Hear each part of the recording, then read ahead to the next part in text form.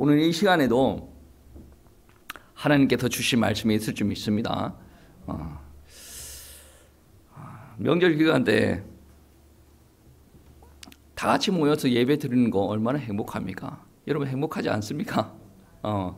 이 예배 시간, 그러니까 명절 기간 때 우리는 하나님의 말씀에 의지하여서 이렇게 기쁜 마음으로 우리가 예배를 드리고 진심으로 우리가 행복을 누리고 있다 그런다면 하나님께서 우리의 예배의 모습을 보고 진심으로 기뻐하지 않으실까? 의문을 들은 게 아니에요. 기뻐하실 것입니다. 예, 기뻐하십니다. 그리고 이 시간에 이 자리에 나오기 위해서는 어느 정도 영적인 싸움을 하고 나오신 분들도 있을 거라고 생각됩니다. 제가 그렇게 생각하는 이유는 우리가 태어나고 살아온 이 땅에서는 명절을 맞이하면 당연히 가족들이 모이는 풍습이 있습니다. 그렇기 때문에 더 영적인 싸움을 하지 않았을까? 어떻게 생각하면 그렇죠. 사람들이 모이는 것이랑 영적인 싸움을 하는 것이랑 무슨 상관이 있겠습니까? 여러분 한번 생각해 보세요. 명절 때 사람이 모여요. 모이면 뭐를 먹습니까? 음식을 먹죠. 예, 음식을 먹어요. 그러면 음식을 친척들이 다 모였기 때문에 그 음식을 먹기 위해서 다 같이 모여서 이렇게 뭐를 굽죠. 굽습니다. 그리고 나서 재미있는 담소도 나누고 우리가 그 음식도 먹고 즐거운 시간을 보내는 거예요. 여기서 멈추면 저는 괜찮다고 생각합니다. 근데 그 음식을 누구한테 갖다 바치냐면 죽은 할아버지, 할머니, 어머니, 아버지한테 갖다 바치는 거예요. 여기서 문제는 일어나는 거예요. 이 연장선상에서 보면 하나님을 믿는 사람들조차도 저는 믿는지 안 믿는지 잘 모르겠는데 그들의 고백은 하나님을 믿어요. 근데 명절을 맞이하여서 그들은 부모님의 묘자리에 갑니다. 그리고 아버지, 어머니 저 왔습니다. 그리고 눈물을 얘기하는 분들이 있다 그래요. 저는 못 봤습니다. 왜? 그 현장에 갈 일이 없어요. 갈 일이 없으니까 못 보는데 어떤 사람은 자기의 입술의 고백으로 아니면 주변 사람들이 하는 말을 통해서 저는 그거를 들었어요. 분명히 교회 안에서는 신앙생활 잘하는 사람처럼 보여지는데 이 날만 되어지면 자기 아버지 어머니 돌아가신 아버지 어머니 찾아간다고 가서 눈물을 닦는 그런 분들이 있다라는 이야기를 저는 들었습니다. 여러분 이 사람들의 행동이 빛에 속해져 있는가 어둠에 속해져 있는가 이렇게 질문을 한다 그러면 저는 1초도 쉬지 않고 어둠에 속해져 있다라고 이야기를 할 겁니다. 왜 그런 줄 아십니까? 하나님의 말씀이 그렇게 이야기를 하고 있기 때문에 우리 성도님들 안에서도 만약에 그러한 일들이 하고 있다라고 한다면 저는 여러분 강제상에서도 그렇고 내려가서도 그렇고 동일하게 이야기를 할 겁니다. 그거는 어둠에 속한 일입니다라고.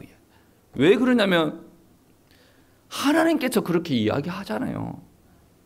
그래서 목사는 그렇게 이야기를 해야 되고 여러분한테 가르쳐야 됩니다. 그리고 여러분은 그 가르침 따라 그러니까 성경 말씀 따라 그렇게 살아가야 됩니다.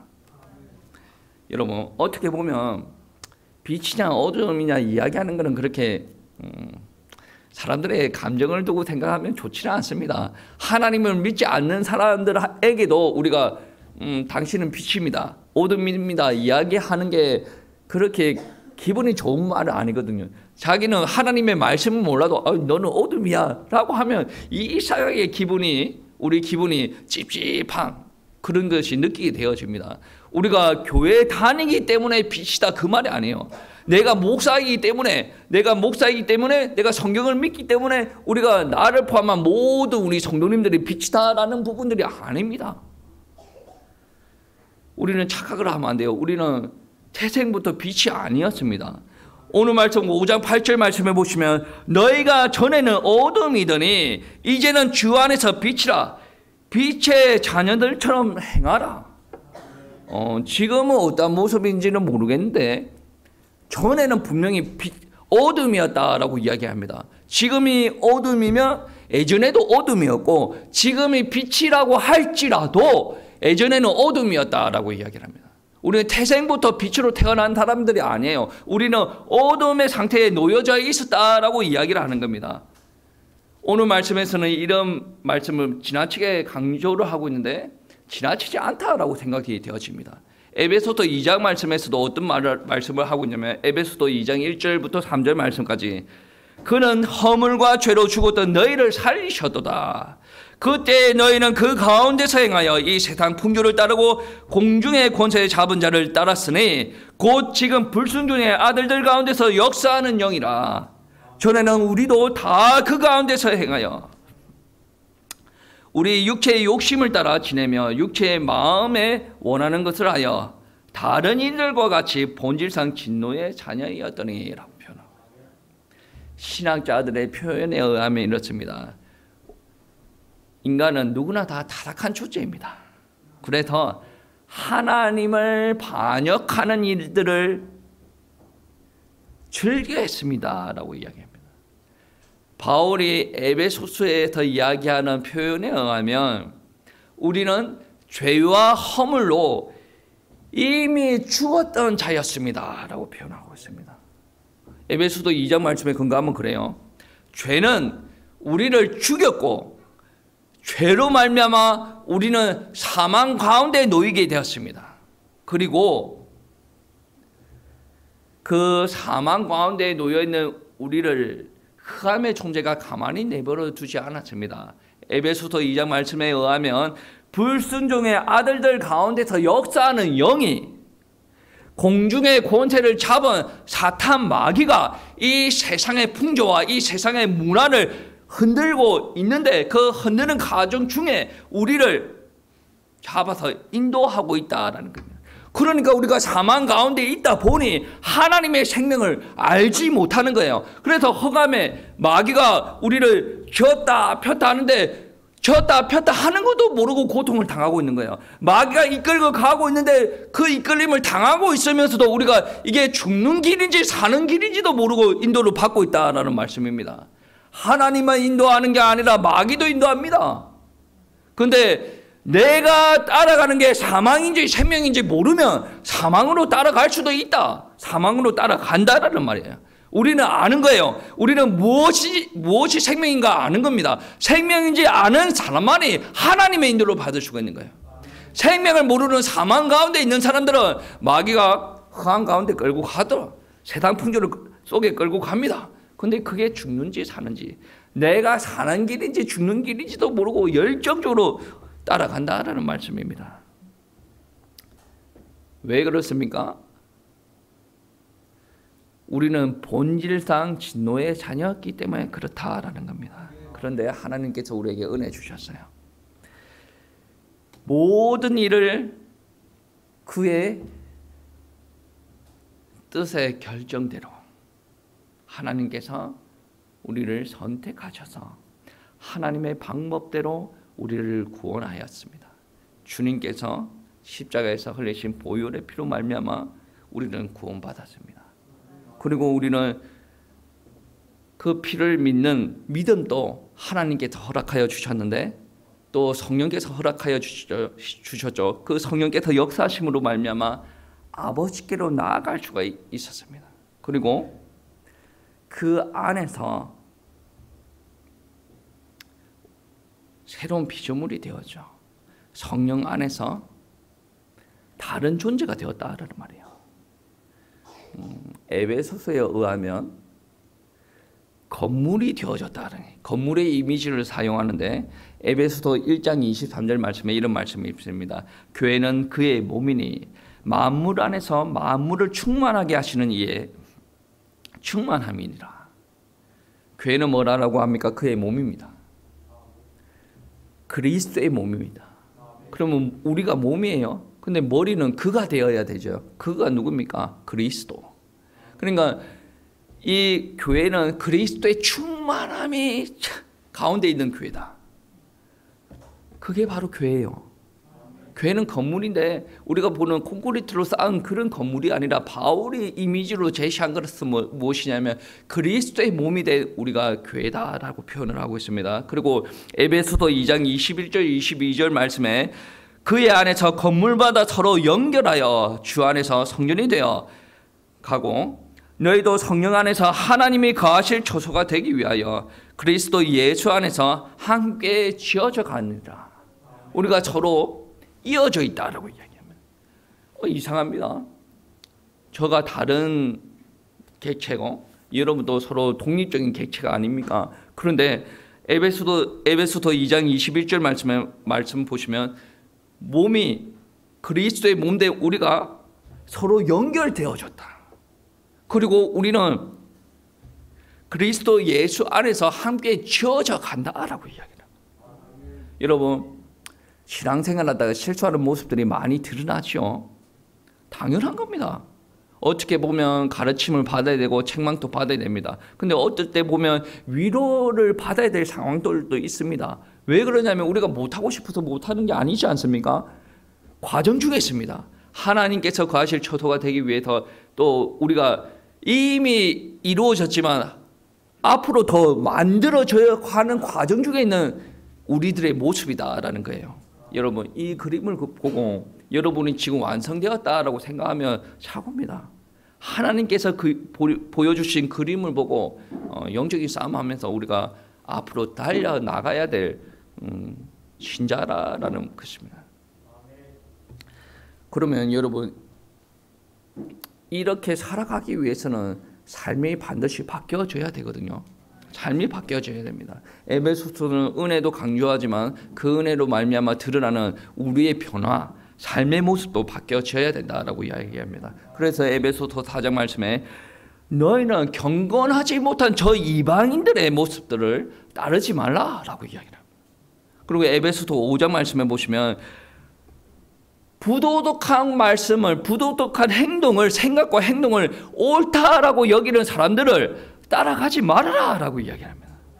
그리고 오늘 말씀에서도 그런 말씀이 있죠. 너희는 아직 어둠 속에 있는 것처럼 살지 말고 대신 주님께서 즐겁게 하는 것을 찾아 빛 가운데서 살아라라고 말씀하시고 있습니다. 이 말씀은 어떻게 말하면 당연한 말인데 우리 힘으로 살아가기는 쉽지가 않아요. 우리 힘으로 살아가기는 쉽지가 않다. 불가능합니다. 왜 그러냐면 우리가 하나님을 믿고 나아가는 부분들에 있어서 우리의 노력은 단 1%의 노력도 필요하지 않다. 믿고 난 다음에 우리가 할 일에 대해서는 다른 문제인데 우리가 이제 신앙생활을 새롭게 출발하는 그 선까지 올 때까지는 주님께서 하실 일이 100%다.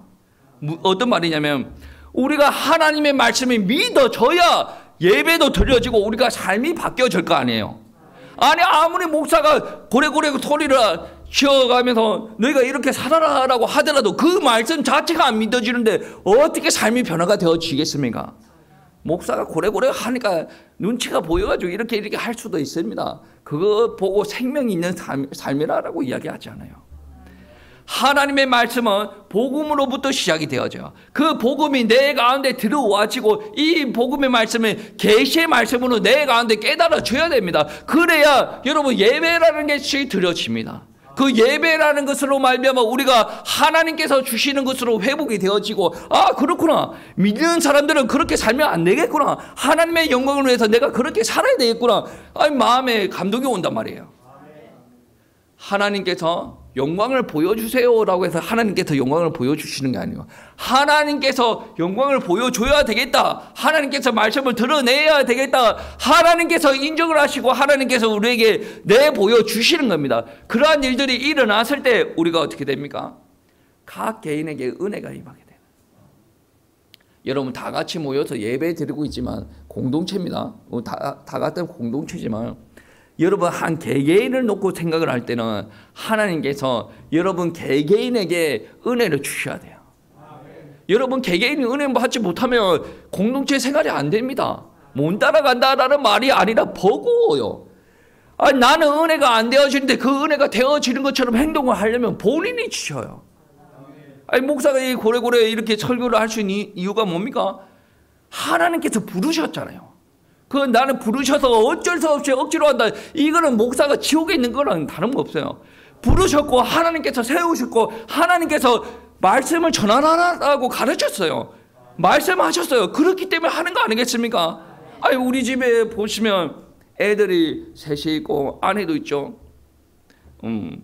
예배로 와요. 셋은 어쩔 수 없이 따라옵니다. 애들은 따라옵니다. 근데 요즘에 보면 따라오면서 나름의 그들에게도 은혜가 있는 것 같아요.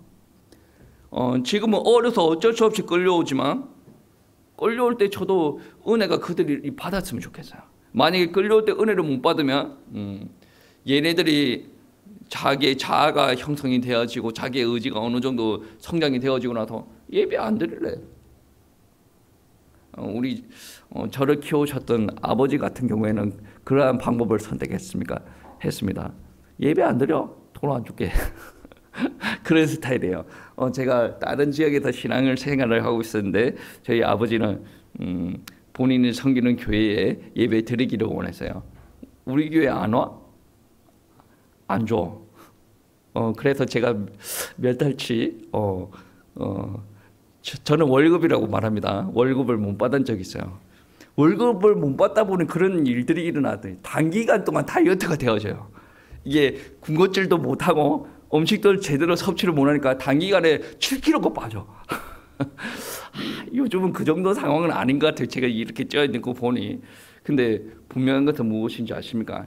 이 강력한 것도 어느 정도 필요하다라고 생각이 되어지긴 합니다. 그런데 그것보다 더 중요한 게 무엇이냐면 아버지가 은혜를 받았어요. 목사가 은혜를 받았어요. 자녀도 은혜를 받아야 그 가정 공동체가 원만하게 굴러가는 거예요. 목사가 은혜를 받았어요. 근데 우리 성도님들이 은혜가 안 되어져. 그러면 목사 보고 독단적이다라고 이야기해요. 독단적인 게 아니에요. 나는 이미 은혜를 경험을 했고 이게 너무나도 좋고 이게 하나님의 뜻이 맞아요. 근데 목사가 하나님의 뜻을 증거하지 않으면 그 목사가 뭐하러 목사합니까? 안 그래요? 아니 교회에 와가지고 하나님을 믿는 것처럼 또 신앙생활 안 하고 아무리 봐도 하나님을 안 믿는 것처럼 신앙생활하고 그들이 주는 헌금 가지고 내 생활을 해요. 그렇게 생각이 되어지는 거 아니겠습니까? 그들의 헌금 때문에 내가 생활을 하는 겁니까? 아니지 않습니까? 그들은 누구한테 헌금한 겁니까? 목사한테 한 겁니까? 하나님 앞에 한 거예요. 하나님 앞에 한 거예요. 그러니까 사람들이 은혜가 되어지지 않으면 목사도 은혜가 되어지지 않고 성도도 은혜가 되어지지 않으면 계속 윽박져가는 거예요. 여러분 은혜가 있어야 돼요. 목사한테도 은혜가 있어야 되고 성도한테도 은혜가 있어야 돼요.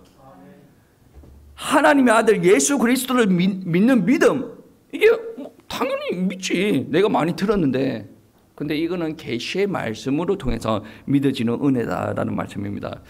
에베소서 1장 1절 말씀에 이런 말씀이 있습니다. 이는 그가 모든 지혜와 총명을 우리에게 넘치게 하사 그리고 4장 18절 말씀에서는 그들의 총명이 어두워지고 그들 가운데 있는 무지함과 그들의 마음이 굳어짐으로 말미암아 하나님의 생명에서 떠나 있도다. 이 4장 말씀과 1장 말씀을 놓고 생각을 해보면 우리는 예전에 어떤 상태에 있었냐면 하나님에 대해서 무지했어요. 그리고 마음이 굳어져서 완고했습니다. 그래서 하나님의 생명에 떠나져 있는데 예수님께서 우리에게 모든 지혜와 총명을 허락하여 주셔서 우리가 주님께서 이루신 그 복음의 말씀을 깨닫게 되어졌다.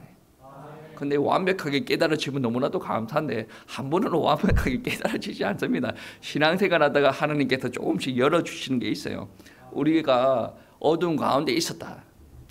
여러분이 아무리 똑똑한 척하고 세상 가운데 있는 사람들이 합리적인 이야기를 하더라도 그들은 무지함 가운데 있었다. 마음이 완악한 가운데 있었다. 죄와 허물 가운데 죽음 가운데 있었다. 이 세상 풍조를 따르는 불순종 아들들 가운데 잡혀 있었다 라고 표현이 되어지는 겁니다. 우리도 그 가운데 있었는데 깨닫게 되어진 것은 전적인 하나님의 은혜입니다. 그 말씀이 2장 8절 말씀에 있습니다. 너희는 그 은혜에 의하여 믿음으로 말미암아 구원을 받았으니 이것은 너희에게서 난 것이 아니요 하나님의 선물이다. 그리고 9절 10절 말씀에서는 행위에서 난 것이 아니니 이는 누구든지 자랑하지 못함이라. 우리는 그가 만드신 바라 그리스도 예수 안에서 선한 일을 위하여 지으심을 받은 자니 이 일은 하나님이 전에 예비하사 우리로 그 가운데서 행하게 하려 하십니다. 우리에게 주어진 생명, 우리에게 주어진 은혜 모두 하나님께로부터 나온 것이다라는 겁니다. 원래 우리는 어둠 가운데 있었는데 우리가 하나님의 은혜에 의하여 믿음으로 말미암아 구원을 받았습니다라는 것이 정리가 되어지는 거예요. 우리는 원래 어둠 가운데 있었어요. 근데 하나님께서 은혜를 주셨어요. 그 은혜로 말미암아 우리가 믿게 되어졌습니다. 그리고 그 믿음으로 말미암아 우리가 그 어둠 가운데서 있다가 벗어나게 되었습니다. 이것을 정리를 하시고 오늘 말씀 5장 8절 말씀에 보시면 다르게 와닿는 거예요. 5장 8절 말씀 우리 합독하시겠습니다. 너희가 전에는 어둠이더니 이제는 주 안에서 빛이라. 빛의 자녀들처럼 행하라. 아멘. 여러분, 이전의 모습과 다른 상황 가운데 여러분은 있는 거예요. 내가 신앙생활을 시작하고 내가 믿음을 가졌다라는 부분들은 하나님의 계시가 여러분에게 역사하는 거예요. 하나님의 영이 여러분에게 역사하는 겁니다. 하나님의 생명이 여러분에게 벌써 임재하시고 하나님의 영이 여러분에게 감동 주시고 이끌어 가시는 상황 가운데 있다라고 한다면 여러분의 빛의 자녀가 맞습니다. 하나님께서 여러분에게 빛을 부여하여 주셨어요. 그래서 오늘 말씀에 빛의 자녀면 빛의 자녀답게 빛의 자녀들처럼 행하라라고 이야기하는 것입니다. 이것은 하나님께서 주권적으로 우리를 구원하시기 위해서 미리 예정하셔서 우리들에게 선물로 허락하여 주신 은혜고 빛인 줄 믿습니다. 이 빛을 허락하여 주시고 이 은혜를 허락하여 주신 이유가 2장 10절 말씀에 있죠. 그리스도 예수 안에서 선한 일을 위하여 지으심을 받은 자다. 우리가 그렇다는 겁니다. 그리고 이 일은 하나님이 전에 예비하사 우리로 그 가운데서 행하게 하려 하십니다. 우리를 그냥 은혜 받고 가만히 있고 그런 사람으로 만들게 하기 위함이 아니라 그 은혜를 위해서 우리가 행하게 움직이게 살도록 하나님의 영광을 드러내게 하기 위해서 하나님께서 은혜를 베풀어 주셨다라는 거예요. 선한 것을 위하여 지으심을 받았다라는 거예요. 에베소서 2장 말씀에 전에는 우리가 죄 가운데 있었고 이 세상 풍조를 따르고 공중의 권세를 잡은 자 마귀의 권세를 따랐는데 이제는 하나님의 자녀로 빛을 받은 빛의 자녀로 하나님의 부르심을 받은 자녀입니다. 그러면 이제부터 우리가 행하라라는 것은 이 세상 풍조를 따라 행하는 게 아니에요. 여러분, 믿는 사람들은 세상 사람들이 저렇게 살아간다라고 할 때 그게 맞으면 그렇게 살아가야 돼요. 그런데 우리는 중심에 뭐가 있습니까? 하나님의 말씀, 생명이 있지 않습니까? 그러면 아무리 그게 세상적으로 좋아 보인다라고 할지라도 우리는 생각을 해보고 기도를 한번 해봐야 됩니다. 그리고 하나님이 그거 하는 거 맞습니까? 하나님이 맞다 그러면 가는 거예요. 그 하나님이 야, 목사 그건 아닌 것 같아. 누구누구야 아닌 것 같아. 라고 하면 아닌 거예요. 이미 선한 일을 위하여 하나님께서 구분하여서 부르셨다는 거예요. 왜? 부르셨을 때는 우리를 축복하기 위해서 불렀다라는 것이 아니라 하나님의 영광을 위해서 하나님의 선한 사역들을 위해서 부른 거예요. 이 땅에 있는 사람들 축복 많이 좋아하잖아요. 축복은 따라오는 겁니다. 우리가 하나님의 일을 할 때 하나님께서 축복을 주시는 거예요. 왜? 하나님의 영광을 드러내기 위해서 그렇게 하신다라는 말씀입니다.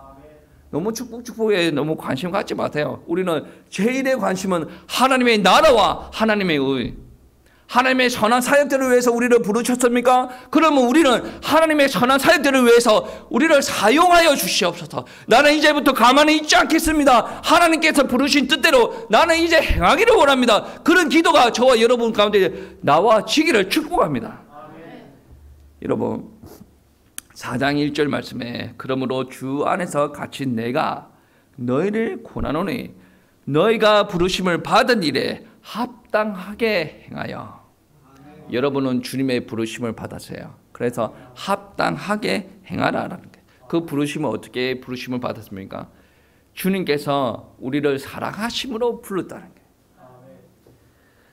그 사랑이 뭡니까? 예수 그리스도의 사랑 아닙니까? 네, 예수 그리스도의 사랑. 그리고 빛 가운데로 우리를 불렀어요. 우리 공동체를 부르기도 했지만 각 개개인을 불렀어요. 저를 불렀어요. 여러분을 불렀어요. 우리 여기 있는 지체도 불렀고 여기 있는 지체도 불렀어요. 그러면 내가 하나님의 사랑과 주님께서 주신 빛으로 말미암아 새로운 피조물이 되었습니다. 새로운 피조물로 말미암아 우리가 그리스도와 연합이 되어진 거예요. 내가 내 혼자 사는 게 아니고 내 안에 벌써 그리스도께서 들어오셨어요. 그리고 내 삶은 그리스도께서 인도하십니다. 이 완전히 새로운 피조물이고 그리스도와 연합이 되어진 거예요. 저만 연합이 되어진 게 아니라 여러분도 연합이 되어진 거예요. 여러분 누구 따라 살아갑니까? 예, 맞아요. 그러면 저는 누구 따라 살아갑니까? 맞아요. 그러면 여러분을 이끌어가는 분과 저를 이끌어가는 분이 같단 말이에요. 그러면 여러분과 제가 연합이 되어지는 게 당연하지 않습니까? 그런데 제가 하나님이 따라가지 않고 여러분은 하나님이 따라가지 않으니까 어떤 일들이 일어납니까? 갈등이 일어나고 싸움이 일어나고 생각은 조금 다를 수가 있어요. 생각이 조금 달라서 이런저런 이야기가 나올 수도 있는데 근본적으로 저를 이끌어 가시는 분이 그리스도, 여러분을 이끌어 가시는 분이 그리스도라고 한다면 결국 한 그림이 나올 수밖에 없어요. 이 교회를 이끌어 가시는 그 분이 그리는 그림이 똑같아요. 그 그림을 저에게 보여주셨어요. 그 그림을 여러분에게 보여주셨습니다. 그러면 과정 중에는 어려움이 있을 수는 있으나 결과물은 똑같이 드러나야 된다라는 말씀입니다. 그러면 그 과정에서 우리 삶이 변화가 일어나는 것이 어둠에 있었던 삶은 아니지 않습니까? 예. 어둠과 빛을 이야기한다면 빛 가운데 있는 삶으로 우리가 변화가 일어나야 된다라는 말씀이에요. 그래서 바울은 어떻게 이야기하냐면 너희가 이기심으로 이때까지 살아왔지 않냐. 그래서 이때까지 살아왔던 이기심을 버리고 그리스도인으로서 삶의 영역에서도 변화가 일어나야 된다. 그래야 서로 연합이 되어지고 하나님의 영광이 내 개인으로 말미암아 우리 공동체로 말미암아 드러난다라는 거예요. 그래서 4장 29절 이하의 말씀, 4장 29절부터 그 이하의 말씀을 보시면 그런 말씀이 있습니다. 무릇 더러운 말은 너의 입 밖에도 내지 말고 오직 덕을 세우는데 사용되는 대로 선한 말을 하여 듣는 자들에게 은혜를 끼치게 하라. 모든 악독과 노함과 분냄과 떠드는 것과 비방하는 것을 모든 악의와 함께 버림으로써 버려라라고 이야기하죠. 성령을 근심하게 하지 말라라고 이야기합니다.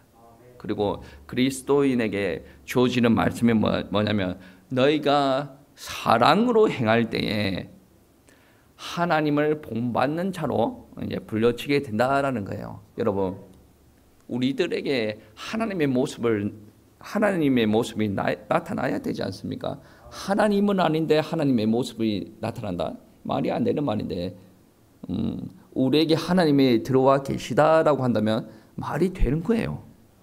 그렇죠? 나는 하나님이 아니에요. 근데 하나님께서 내 안에 계셔. 그래 하나님을 본받는 자로서 하나님의 모습이 드러나고 하나님께서 가르친 말씀대로 우리 삶의 모습에 변화가 일어나는 거, 지극히 정상적이지 않는가. 지금은 우상 숭배하는 기간인지라 오늘 특별히 관심 있게 볼 말씀은 에베소서 5장 5절 말씀입니다. 5장 5절 말씀 우리 다 같이 한번 합독하시겠습니다. 너희도 정녕 이것을 알거니와 음행하는 자나 더러운 자나 탐하는 자 곧 우상 숭배하는 자는 다 그리스도와 하나님의 나라에서 기업을 얻지 못하리리. 아멘. 간단하게 이야기하면 곧 우상 숭배하는 자들, 우상 숭배자는 다 그리스도와 하나님의 나라에서 기업을 얻지 못한다. 아멘. 못한다.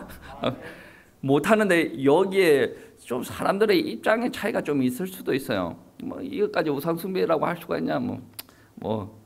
여러분 그런 말을 한다라고 한다면 만약에 이게까지 우상숭배라고 할 수가 있냐? 100%가 아니잖아. 만약에 1%의 여지가 있다 그런다면 우상숭배의 가능성이 1%라도 있다 그런다면 안 해야 되는 게 맞겠죠.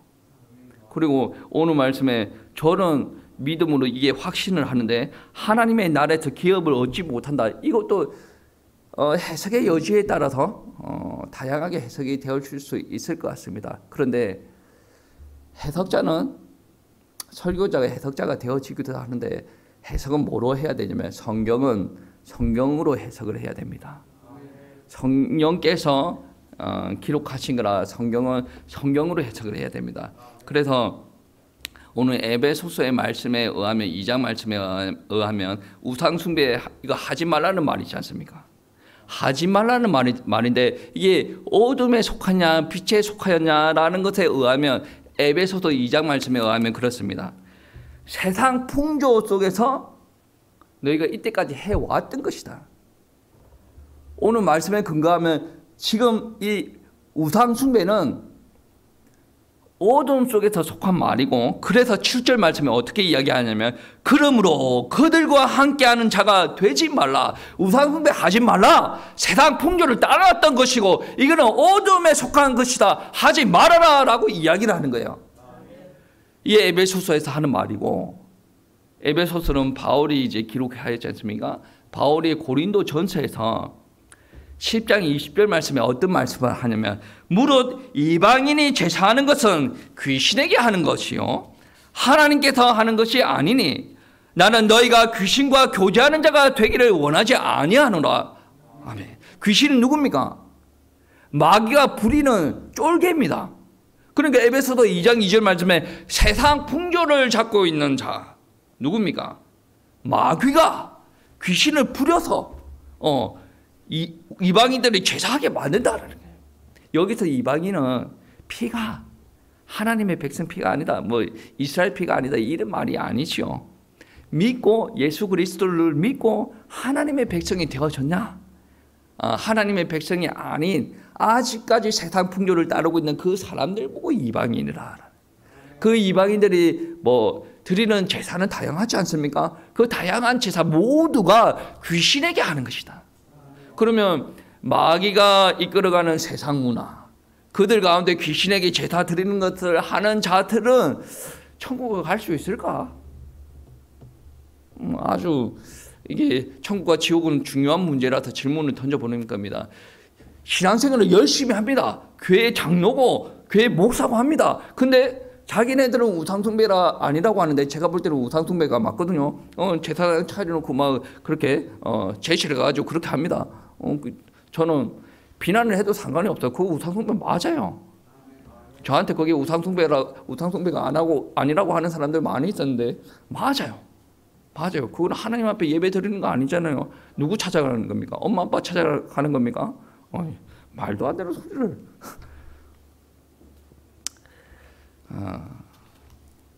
이러면 저의 주장이라고 생각할 테고 계시록 말씀에 이런 사람들이 어떻게 되어진다라고 이야기를 하고 있습니다. 계시록 21장 8절 말씀에 그러나 두려워하는 자들과 믿지 아니하는 자들과 흉악한 자들과 살인자들과 음행하는 자들과 점술가들과 우상 숭배자들과 거짓말하는 모든 자들은 불과 유황으로 타는 못에 던져지리니.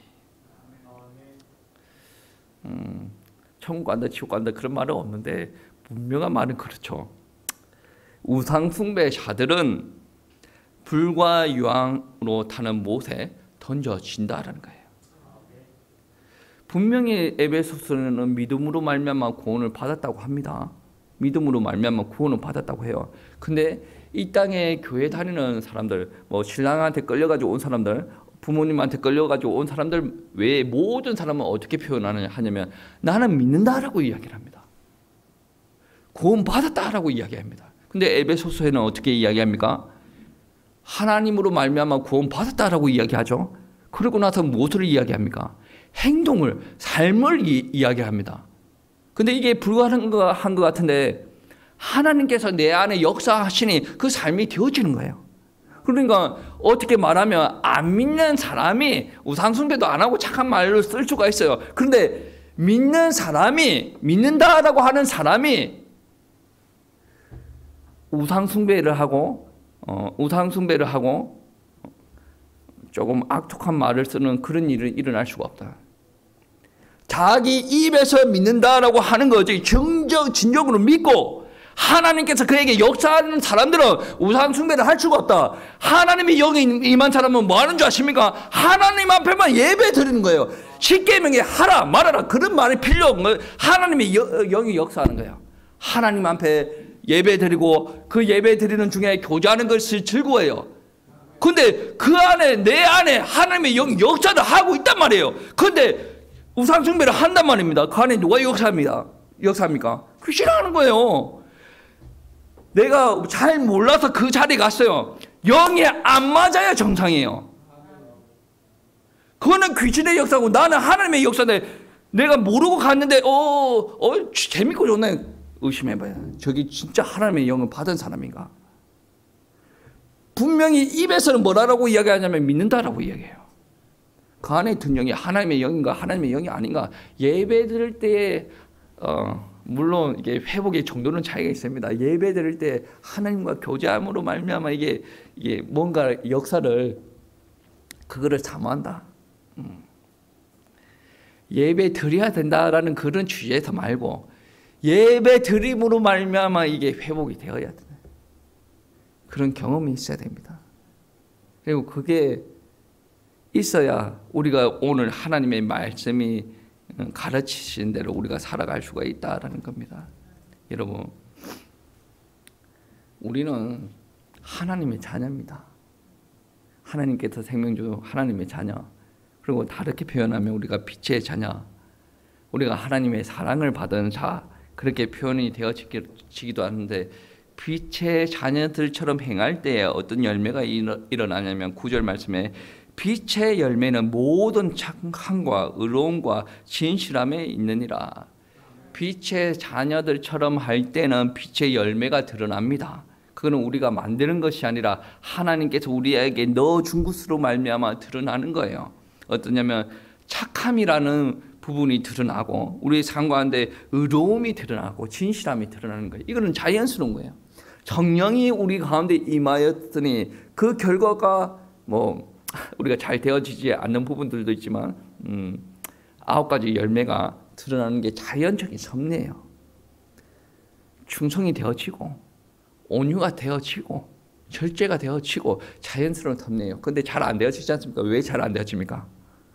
육신을 가지고 있기 때문에 우리가 살아온 체질이 있기 때문에 잘 안 되어지는 건데 우리의 것을 그냥 내버려 두면 그냥 나는 나의 신경줄을 다 끊어버리면 어떻게 되어집니까? 성령께서 하시는 대로 그대로 인도를 받게 되어지면 충동이 자연스럽게 되어지는 거예요.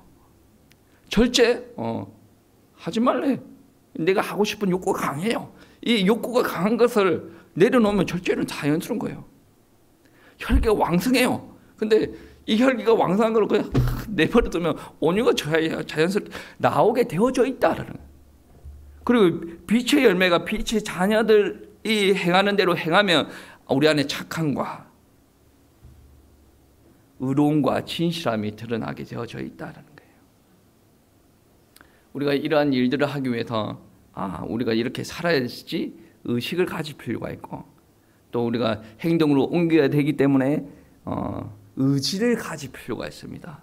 그러나 이거는 본질상 우리에게서 난 것이 아니고 하나님께로부터 그리스도께로 오신 겁니다. 14절 말씀 보시면 이렇죠. 그러므로 이르시기를 잠자는 자여 깨어서 죽은 자들 가운데서 일어나라. 그리스도께서 너에게 비추시리라. 일어나라는 우리 보고 하는 말씀이기는 한데 그리스도께서 비추니까 그 전에 일어나는 일들이 그러한 일들이에요. 은혜도 주님께서 주셨고 그리스도의 빛도 주님께서 비추신다. 근데 어둠 가운데 죽치고 누워있지 말아라. 이 말씀이 되어지지 않겠습니까? 예. 어떻게 보면 쉬운 말씀인 것처럼 보이는데 너희는 빛만 드러내면 돼. 나의 생각을 다 끊어버리면 돼. 그렇게 간단한 말씀은 아니죠. 그래서 에베소서에서 이야기할 때 어떻게 이야기를 하냐면 절대로 이게 쉬운 일이 아니다라고 합니다. 그래서 서라라고 이야기를 하거든요. 우리가 빛을 드러낼 때 어둠이 그때부터 사라지는 건 아니에요. 어둠은 여전히 역사를 하고 있습니다. 그래서 어떨 때는 우리가 어둠 가운데 혼자 서 있는 외로움을 느낄 때가 있어요. 주님께서 빛을 주셨는데 내 빛을 들고 혼자 서 있는, 근데 주변은 모두 다 시커매요.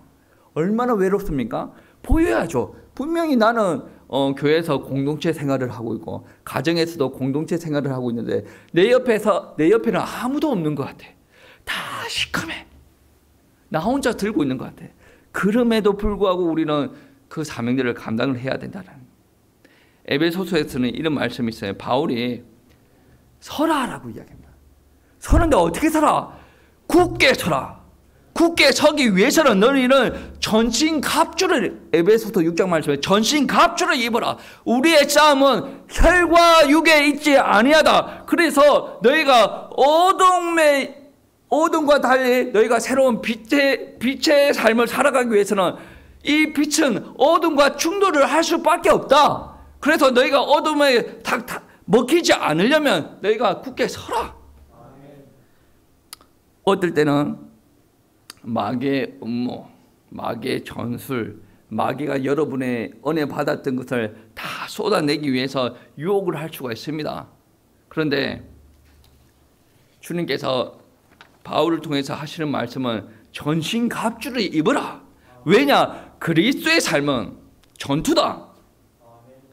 오늘날 신앙생활을 하는 사람들 중에 내 신앙생활하면 평탄케 해주세요, 문제없게 해주세요, 내 축복 주세요, 뭐 주세요. 제가 볼 때는 하나님을 잘못 아신다. 아브라함의 축복 주세요. 아브라함의 축복을 받으려면 75세 때 자기 우상 숭배하는 집을 떠나야 되겠죠. 30년 동안 고생을 해야 돼요. 어떤 사람은 이삭의 축복, 이삭의 축복을 받으려면 제사 드리다가 아버지 칼이 자기 목구멍 앞에까지 오는 귀한 일들을 처음 해야 돼요. 야곱의 축복을 주세요. 그렇게 살아보세요. 살면 하나님께서 축복 주겠죠. 다윗의 축복, 10여 년 동안 다른 타국에서 종살이가 아니죠. 요셉도 그랬으니까 그런 광야에서 그런 생활을 해보고 달라고 해야지. 자기는 그런 생각 전혀 안 하려고 해. 그러면서 이 사람이 눌렀던 거, 저 사람이 눌렀던 거, 말씀 붙들면 응답이 온대요. 사기꾼 아닙니까? 그거는. 신앙은, 믿음은 말씀 붙드는 게 틀렸다라는 개념이 아니라 붙들면 반드시 무엇이랑 연결이 되냐면 삶이랑 연결이 됩니다. 너희 친척과 아비 집을 떠나라. 이 복음을 위해서 네가 앞으로 헌신해야 되거든. 그리스도의 이름 전파하기 위해서 택한 나의 그릇이다. 이거는 그러네가 아니라 이것은 반드시 삶으로 연결이 되어져야 하나님께서 역사하시는 겁니다. 여러분, 전신 갑주를 입어라. 간단하게 몇 개만 이야기하면 믿음의 방패 왜 그럽니까? 여러분의 믿음 속에서 신앙생활 잘하는 거 알고 있어요. 그래서 누가 공격합니까? 마귀가 자기 쫄개들을 이용해서 자기도 그렇고 슉슉슉슉 화전을 쏩니다. 불화살을 계속 쏩니다. 불화살 맞으면 한 대 똑 맞으면 해롱 이게 아닌가 하면 막 그러면서 이제 불신앙에 빠지기 시작하죠. 그래서 믿음의 방패로 탁 막으라고 얘기하죠. 그리고 구원의 투구 머리를 탁 써라. 왜? 거기서도 흑암이 역사할 거니까 구원은 이렇고 저렇고 막 논리적으로 막 필요합니다. 근데 여러분의 머리로 구원이 이해가 안 된다 그러면 그냥 믿어도 돼요. 근데 그 흑암의 역사들이 계속 역사하면 이 생각으로 공격이 들어온단 말이에요. 그래서 확실하게 구원의 투구. 평화의 복음이 주는 신발이 있어요. 그 신발도 신어라. 왜 신어야 됩니까? 이게 전투용이지 않습니까? 신발을 신고 가는데 밑에서 못이 탁 뚫고 올라가면 그 다음부터 전투가 안 돼요. 발 한번 내딛는 것도 불안합니다. 요즘에 이야기하면 뭐 지대가 폭발할까 불안해요. 근데 평화의 복음의 신발을 딱 신으면 돼요. 어디로 가도 상관이 없어요. 흑암이 역사하던 말들, 사망의 음침한 골짜기를 다닐지라도, 아니 소돔과 고모라를 갈지라도 내 밟으면 끝장나는 거예요. 하나님께서 역사하신다는 의의 호신경. 믿는 자가 삶에서 뭐가 드러나야 됩니까? 거룩한 삶, 하나님의 의가 드러나야 돼요. 근데 이 의의 오심경이 딱 받치고 있단 말이에요. 흑암이 어떻게 역사하냐? 믿는 자의 삶 가운데 역사가 일어나야 되는데 그 역사가 일어나지 못하도록 마귀가 이 마음과 딱 공격을 한단 말이에요. 이게 마음의 이 의의 호신경을 여기 딱 차라라는 말씀이 되어지죠. 이 모든 것들이 무엇이냐면 에베소서 6장 17절 말씀에 곧 하나님의 말씀입니다. 구원의 투구 하나님의 말씀, 의의 호신경 하나님 말씀, 평화의 복음의 신발 하나님 말씀, 성령의 금 그것도 성령의 금인데 그것도 하나님의 말씀. 마귀의 역사입니다. 뭐 가지고 찔러요? 예수님께서 마귀 시험 들어올 때 뭐로 했습니까? 하나님의 말씀이 이렇더라. 그렇죠. 사람이 떡으로만 살 것이 아니에요. 우리가 혈기로 할 것이 아니라 우리가 하나님의 말씀을 딱 대하는 거예요. 마귀도 안 해요. 내가 하나님의 말씀을 전적으로 믿는가 안 믿는가. 하나님의 말씀 붙들고 굳게 서시기를 축복합니다. 이거 붙들고 굳게 섰을 때 하나님께서 역사하세요. 흑암도 나한테 역사할 때 야가 하나님의 말씀을 굳게 붙들는가 흑암도 알게 되는데 여러분, 저와 여러분은 빛의 자녀입니다. 그 빛은 하나님께서 우리에게 은혜로 주신 빛이에요. 그리고 지금부터는 어둠의 일을 참여하지 말라는 거예요. 여러분이 입으로 내가 믿는다라고 해서 구원받는 게 아니에요. 그 믿음은 여러 가지로 점검이 되어지는 거죠. 그 점검 중에 하나가 뭐냐면 주여 주여 부르는 자마다 그 사람 믿는다니까. 입으로 그들을 믿는다라고 이야기를 합니다. 근데 점검은 누가 합니까? 내가 하는 게 아니고 하나님께서 하시죠. 삶도 점검의 대상이 하나가 되어져야 된다는 거예요. 예배는 드리는데 입으로 믿는다라고 하는데 할렐루야 주님 하는데 삶이 안 되어지는. 물론 성숙이 안 되어져서 그런 분들이 있습니다. 믿는데 삶이 성숙이 안 되어져서 그런 부분들이 있는데 그런데 믿는다라고 하지만 진짜 믿음이 아닌 경우에 삶의 모습으로 안 드러나는 경우들이 있다라는 말씀입니다. 그래서 어둠의 일에 동참하지 말고 악행을 행한 자들과 함께 했다라고 한다면 그들 가운데서 벗어나시기를 축복합니다. 그리스도가 우리 가운데 비추십니다. 비추시기에 우리는 하나님께서 기뻐하시는 오늘 말씀에 그런 말씀이 있어요. 10절 말씀에 주를 기쁘시게 할 것이 무엇인가 시험하여 보라. 우리의 기준이 되어져. 우리 삶을 이끌어 가시는 우리 하나님이죠. 그 하나님을 시험해보라 할 만큼 기쁘시게 하는 일이.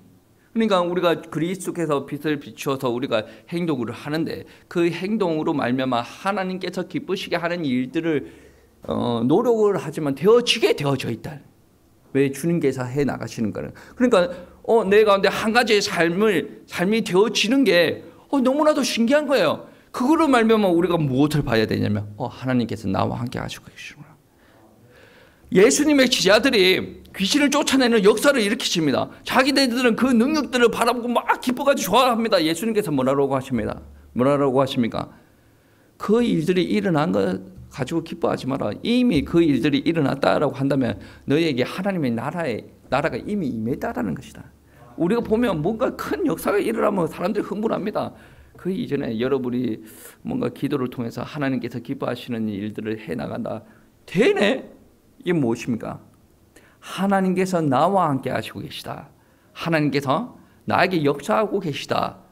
라는 일들 중에 하나가 되어진다라는 말씀입니다. 여러분, 그리고 우리만 잘 사는 게 아니라 우리는 주변 사람들을 살려야 되지 않겠습니까? 그래서 어둠 가운데서 열매 없는 일들을 행하는 사람들에게 도전을 줘야 돼요. 그들을 어둠 가운데서 끌어내야 돼요. 그들도 빛의 자녀로 하나님 앞에 영광 올려드릴 수 있도록 우리가 이끌어야 된다. 본질상 하나님께서 하시지만 우리의 사명은 뭡니까? 이 땅에서 그리스도의 증인, 하나님의 영광을 위해서 쓰임받는 증인 되어야 되지 않습니까? 그러니까 우리 삶을 통해서 보여주고 우리의 입에서 나오는 하나님의 말씀이 증거거리가 뭐 필요하다. 그럼 능력들이 드러나야 되고 우리 삶이 증거거리가 되어진다라는 말씀입니다. 여러분,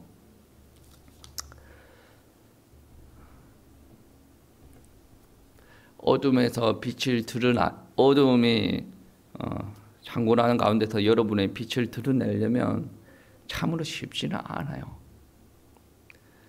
어떻게 말하면 어두운 가운데 매몰되기가 쉬워요. 요즘 지금 우상숭배를 심하게 하는 시즌이니까 처갓집에 우상숭배한다? 시갓집에 우상숭배한다? 둘 다 안 가게 그렇잖아요. 그러면 가게 되어지면 뭐 하는 줄 아십니까? 저 우상숭배라는 용어를 쓰지 않죠. 제사상 차리는데 전 좀 붙여. 어차피 동참이 되어지는 거 아니겠습니까? 그리고 나름 절을 하고 있는데 거기서 쭈삐쭈삐 이렇게 하는 게 참으로 불편하죠. 그 사람이 잘못했다 잘했다 그런 거를 떠나서 이미 그가 있는 현장은 어디입니까? 어둠이 판치는 곳에 그가 있지 않습니까? 전 부칠 때 이 사람이 먹기 위해서 전 부치기 이전에 우상숭배하기 위해서 전을 부쳐요. 그들의 모든 스케줄은 어디에 포커스가 맞춰져 있냐면 우상숭배하기 위해서 포커스를 맞춰져 있습니다. 그들의 생각도 그렇습니다. 전 부치기 전에 음식 마트 가서 음식을 막 구매해 오지 않습니까? 구매해 올 때 사과는 이렇고 배는 이렇고 생선 대가리는 어떻게 하고 그런 게 다 있지 않습니까? 머릿속에 그게 다 자기 빼고 하나님을 믿는 사람이라 그런다면 자기 빼고 모든 사람이 흑암의 어둠의 자리에 있는 생각들을 다 하고 있어요. 그러면 그 어둠의 생각들을 행하는 자들 중에 하나가 자기한테 심각한 압력을 행할 수 있는 사람이다. 그러면 말은 좋게 하는데 하지 마라. 그런데 교회 다녀서 그러나 참 교회 다니는 것들은 참 별 싫었다. 이 말 한마디가 하는 사람들은 별말 아닌데 당하는 힘없는 사람 입장에서 교회 다니는 사람은 별 싫었다. 유달 싫었다. 이거 한다고 하나님이 없어지냐. 그런 비슷한 말로 이렇게 해오면 이게 마음이 어두워지고 마음에 이게 좀 그렇게 되어질 수가 있다. 그래서 어둠 가운데 서 있을 때는 그 어둠의 문화에 매몰되기가 쉬워요. 그래서 저와 여러분들은 무엇을 해야 되냐면 어두운 가운데 빛을 들고 서려면 대충 서지 마시고 굳게 서시기 바랍니다. 굳게 서는 게 되어져야 그 다음부터 빛이 나아가는 게 되어져요. 우리가 아이고 몰라 매몰돼가지고 이렇게 자고 앉아있으면 빛이 나가지가 않습니다. 어두운 가운데 서세요. 이 믿음이 큰 거예요. 서세요. 서고 난 다음에 내 빛이 아니라 하나님께서 은혜로 주신 빛이 전파가 되어지기 원하는 거예요. 전파가 되어지기를 시작하는 겁니다. 우리 성도님들 어두운 가운데 매몰되지 마시고 어두운 가운데 굳게 서시고 주님께서 우리에게 주신 은혜의 빛을 전하는 그리스도인들 되시기를 축복합니다.